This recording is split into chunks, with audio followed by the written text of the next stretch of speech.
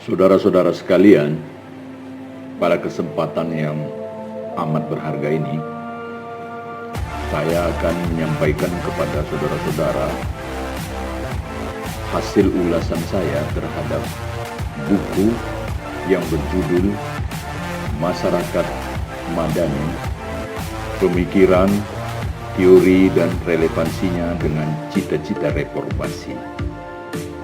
Buku ini ditulis oleh Adi Suryadi Kula dan diterbitkan oleh PT Raja Grafindo Persada Jakarta tahun 1999. Apa kebutuhan kita terhadap penguasaan kita dari isi buku yang ditulis oleh saudara Adi Suryadi Kula ini? Mengingat perkembangan yang terjadi di negeri kita akhir-akhir ini, di mana bahwa arus kritik dari masyarakat yang dilatar belakangi oleh berbagai macam masalah yang menghadapi bangsa kita sekarang ini. Selain masalah COVID-19, juga masalah menyangkut rancangan undang-undang haluan ideologi Pancasila, sehingga masyarakat mulai melakukan kritik-kritik berupa demonstrasi-demonstrasi kepada pemerintah. Bahkan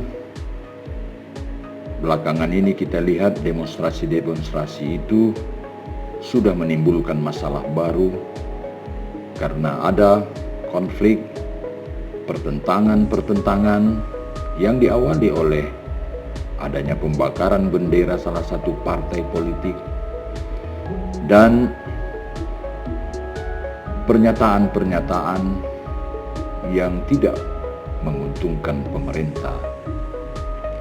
Oleh karena itulah, maka pada kesempatan ini saya ingin mengajak kita untuk membaca buku Masyarakat Madani yang ditulis oleh Adi Suryadi Kula ini. Buku ini secara garis besar bertujuan sebenarnya untuk menggambarkan sejumlah pemikiran-pemikiran yang ada mengenai konsep masyarakat madani dari berbagai versi dan sudut pandang, baik dari segi substansi teoritis maupun kaitannya dengan realitas sosial politik dan sejarah perkembangan pemikiran masyarakat madani itu sendiri. Dan dalam kaitannya dengan realitas Indonesia hari ini, apalagi dalam rangka untuk menumbuhkan dan mengembangkan baik konsep maupun praksis masyarakat madani yang bagaimana yang pas untuk Indonesia kita hari ini dan esok.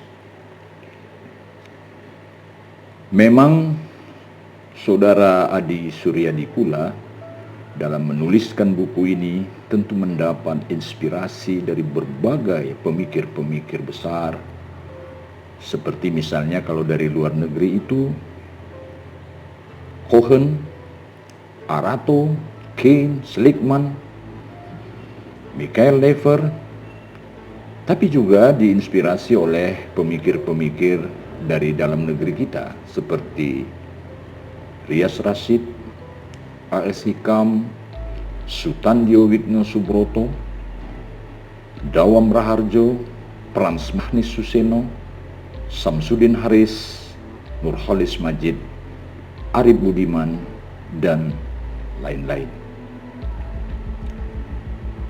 Apa sebenarnya masyarakat madani itu? Karena ini sering menimbulkan penafsiran yang berbeda di masyarakat kita sendiri, meskipun begitu juga misalnya di kalangan para ahli kita.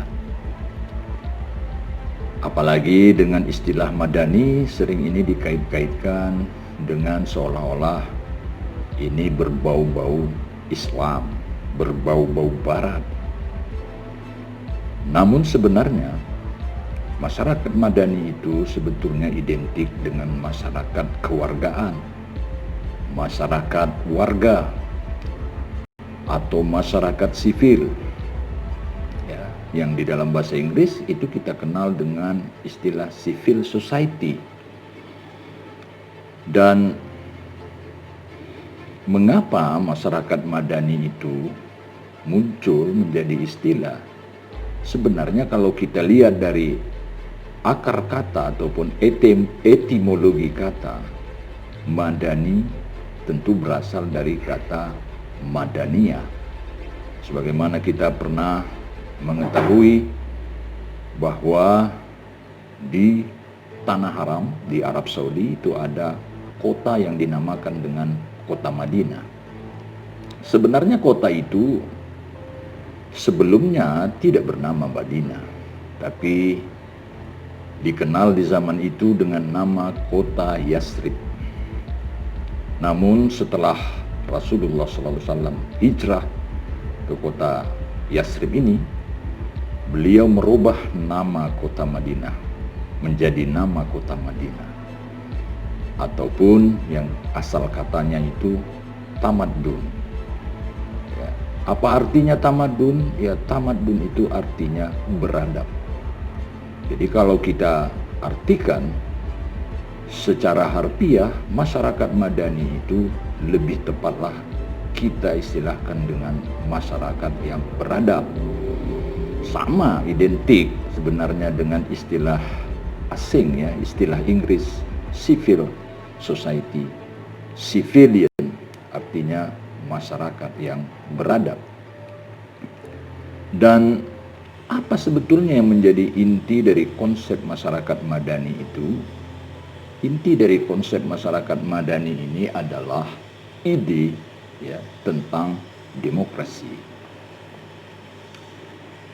Nah, masyarakat madani ini sebetulnya adalah sebuah masyarakat yang muncul di era 80-an dan 90-an, di mana pada masa lalu kita tahu bahwa ada gerakan sosial politik yang terjadi, yaitu di Eropa Timur, di mana masyarakat menolak sistem yang totaliter.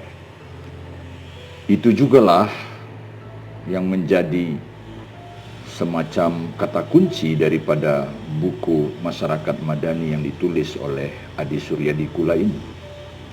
Di awal-awal buku ini, Adi Suryadikula, ya, menulis tentang bahwa masyarakat madani tanpa negara akan menjadi anarkis. Begitu juga negara tanpa masyarakat madani akan menjadi otoriter ataupun totaliter. Nah, itulah yang terjadi di tahun 90-an, di mana kita tahu bahwa tembok Berlin telah roboh oleh sebab karena masyarakat menuntut bahwa sistem totaliter itu tidak lagi relevan dengan perkembangan masyarakat di dunia. Dan kita juga di Indonesia ini juga mengalami hal yang sama di awal-awal di mana terjadinya reformasi tahun 1998. Pemerintahan yang totaliter itu yang dijalankan oleh pemerintahan Orde Baru selama 32 tahun lamanya telah mengekang perkembangan masyarakat kita dan akhirnya muncul menjadi sebuah gerakan rakyat, people movement, gerakan sosial yang menuntut dilakukannya reformasi sosial di negeri ini. Sehingga muncullah era berikutnya yang kita sebut dengan era pemerintahan reformasi. Namun belakangan ini memang suasana new Orde Baru itu kembali mulai dirasakan oleh masyarakat, apalagi di era-era pemerintahan sekarang ini, di mana terjadi banyak kritik-kritik sosial yang akhirnya bermuara pada gerakan-gerakan demonstrasi massa, demonstrasi masyarakat menuntut, yang salah satunya di awal mula apa yang saya sampaikan tadi, penolakan terhadap rancangan undang-undang HIP, dan begitu juga kritik-kritik masyarakat terhadap penanganan bahaya COVID-19 yang dilakukan oleh pemerintah saat ini. Nah, tentu ini akan menimbulkan kekhawatiran kita manakala usaha kita untuk menumbuh kembangkan perkembangan daripada masyarakat sipil ataupun masyarakat madani ini, yang kita tahu di dalam buku Adi Suryadikula ini tegas dinyatakan bahwa masyarakat madani adalah suatu masyarakat yang menjalankan prinsip-prinsip, antara lain prinsip otonomi, prinsip kemandirian, dan sikap kritis. Nah, oleh karena memang prinsip-prinsip ini menjadi suatu ciri khas daripada masyarakat madani ataupun masyarakat sipil, maka tentunya di buku ini ditegaskan oleh Adi Suryadikula bahwa pemikiran-pemikiran ataupun sudut pandang tentang konsep masyarakat sipil ini atau masyarakat madani ini, dia menyebutkannya dalam 4 klasifikasi atau 4 pengelompokan. Pengelompokan pertama yang melihat bahwa hubungan antara negara, state, dengan masyarakat madani ini dalam pola hubungan yang saling bertentangan satu sama lain, dikotomi dalam istilah politik. Namun di pandangan yang kedua, para pemikir-pemikir tentang konsep masyarakat madani ini justru melihat bahwa antara masyarakat madani dengan negara merupakan satu pola hubungan yang rasional dan fungsional, di mana bahwa negara dan masyarakat madani itu saling isi-mengisi dalam hubungan yang fungsional sifatnya. Lalu kemudian ada juga para pemikir tentang konsep masyarakat madani ini yang melihat bahwa hubungan antara masyarakat madani atau masyarakat sipil dengan negara, di mana negara disimbolisasikan dengan suatu masyarakat politik yang saling berkonflik satu sama lain.